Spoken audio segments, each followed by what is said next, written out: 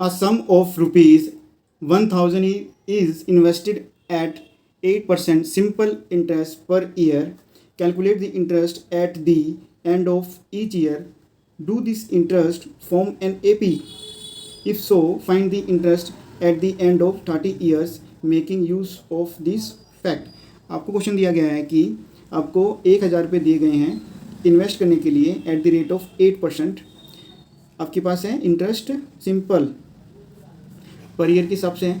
Calculate आपने interest कर देना है ऑफ द ईच ईयर. हर साल के आखिरी में आपने इंटरेस्ट को कैलकुलेट कर देना है सिंपल इंटरेस्ट से. Do this interest form an AP. जो आपके पास इंटरेस्ट आ रहे हैं वह आपके पास एपी बनाते हैं या नहीं, आपने चीज़ को बताना है. अगर वह बनाते हैं, एपी फॉर्म करते हैं इंटरेस्ट, तो आपने जो इंटरेस्ट निकालना है 30 ईयर्स का वह एपी से निकाल के बताना है. यानी कि इस क्वेश्चन में आपके पास दो फॉर्म लगेंगे. सबसे पहले लगेगा सिंपल इंटरेस्ट का, जिसमें आपने इंटरेस्ट निकालना है first year, second year, third year, या आप आगे भी निकाल सकते हैं. हम निकालेंगे 3 सालों का.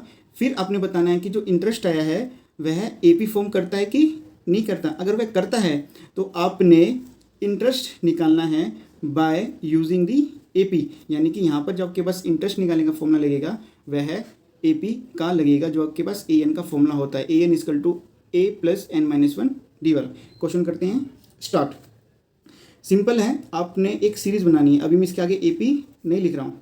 A1, A2, A3 ऐसे ऐसे करके आपने एक सीरीज़ बना देनी है A30 तक. अभी ये एपी नहीं है. सबसे पहले आपने निकालना है A1. A1 आपके पास आएगा फर्स्ट ईयर के लिए, यानी जो A1 है वो फर्स्ट ईयर के लिए है, A2 आपके पास सेकंड ईयर के लिए, A3 आपके पास थर्ड ईयर के लिए, और A30 आपके पास है 30th ईयर्स के लिए. ये जब निकालना है जब आपके पास ये एपी फॉर्म हो जाएगी. तो मैं सबसे बाद में A30 निकालूंगा. सबसे पहले मैं बताऊंगा कि ये A1, A2, A3 आपके पास एपी फॉर्म कर रहे हैं कि नहीं कर रहे हैं. एपी होने के लिए सीरीज में आपको पता है कि सभी का डी की वैल्यू, यानी कॉमन डिफरेंस सभी का कैसा आना चाहिए, सेम आना चाहिए. कॉमन डिफरेंस आपके पास क्या होता है, डिफरेंस बिटवीन दी कॉन्जिटिव टर्म होता है. यानी कि A2 minus A1 A3 minus A2 A4 minus A3, ये सभी आपके पास सेम होने चाहिए.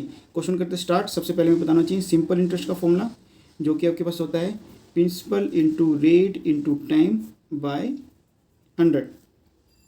फर्स्ट ईयर के निकाल लेते हैं, यानी हम A1 की वैल्यू निकाल रहे हैं, जो कि अब आपके पास होगी दी interest at the end of the first year आपके पास होगा, जिसके अंदर आपके पास प्रिंसिपल आपके पास दिए गए 1000. यहाँ पर प्रिंसिपल होगा आपके पास हो गया 1000 हो जाएगा. रेट आपके पास होगा 8%. जो आपके पास टाइम है, यानी जो टी है आपके पास टाइम है, टाइम आपके हो गया 1 ईयर. फॉर्मूला लगा देंगे. प्रिंसिपल आपके पास है 1000, रेट आपके पास है 8 इंटू टाइम आपके पास है 1 डिवाइडेड बाय 100.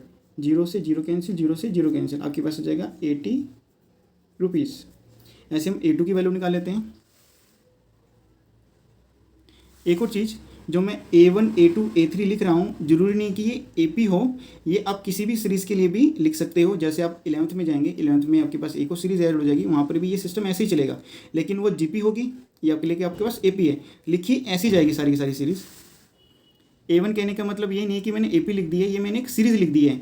सीरीज़ को मैंने बताना है कि AP है कि नहीं है, पहला मेरा काम यही है. फिर हम निकालेंगे A2. A2 आपके पास आएगा the interest at the end of the second year. Principal आपके पास है 1000, रेट आपके पास है 8, टाइम आपके पास है 2 ईयर है, डिवाइडेड बाय 100. 0 से 0 कैंसिल, 0 से 0 कैंसिल, आपके पास आ जाएगा 160 रुपीज़. ऐसे हम निकाल लेंगे थर्ड ईयर के लिए, A3 के लिए. The interest at the end of the third year, तो आपके पास हो जाएगा principal into rate into time. Time आपके पास हो जाएगा 3. डिवाइडेड बाई 100, 0 से 0 कैंसिल, 0 से 0 कैंसिल, आपके पास आ जाएगा 240 रुपीज़। अब हम इनकी एक सीरीज़ निकाल लेते हैं। सीरीज़ आपके पास आएगी 80, 160, 240, ऐसे ये चलती चली जाएगी। आपको पता है कि अगर कोई भी सीरीज़ AP होगी उसका difference between the conjugative term आपके पास सेम होगा, यानी कि डी की वैल्यू आपके पास आएगी सेम। तो मेरे पास है A1, A2, A3। सबसे पहले D1 निकाल लेते हैं। D1 आपके पास होता है A2 माइनस A1, यानी कि 160 माइनस 80, तो आपके पास आ जाएगा 80। ऐसे हम निकाल लेंगे D2। D2 आपके पास होता है A3 माइनस A2। A3 आपके पास है 250, A2 आपके पास है 160, माइनस करेंगे आपके पास है 80। आपको साफ साफ दिख रहा है कि D1 equal to D2 equal to D है। तो हम कह सकते हैं जो गिवन सीरीज हमें दी गई है या हमारे पास आई है वह आपके पास एक AP है। तो हम अपना मेन आंसर कैसे लिखेंगे? Difference between the conjugative terms is AP. So given series is AP। अभी हमारे पास AP आ गई है। फिर आपने बताना है कि आपने इंटरेस्ट निकालना है एंड ऑफ दी 30 ईयर्स का, यानी कि 30वें साल के लास्ट में उसको कितना इंटरेस्ट मिलेगा विद सिंपल इंटरेस्ट। तो हम अब इसका यूज़ करेंगे फॉर्मूले का यूज़ करते हुए, यानी कि हमें A30 निकाल के बताना है। N की वैल्यू आपके पास है 30, A की वैल्यू आपके पास है 80 और D की वैल्यू आपके पास आई है 80। तो हमें AN का फॉर्मूला लगाना है। AN equal to A plus N minus 1 D।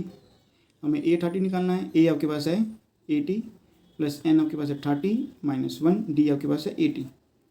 80 plus 29 into 80, 80 मेरे पास कॉमन आ रहा है तो 80 को मैं कॉमन ले लेता हूँ। अंदर मेरे पास बच जाएगा 1 प्लस 29, यानी कि 80 इंटू 1 प्लस 29 आपके पास आएगा 30, 24 और आपके पास 2 जीरोस और हैं तो आपके पास आएगा 2400 रुपीज़ आपको मिलेंगे at the end of 30 years. तो हम अपना मेन आंसर लिख सकते हैं। सो the interest at the end of 30 years is 2400।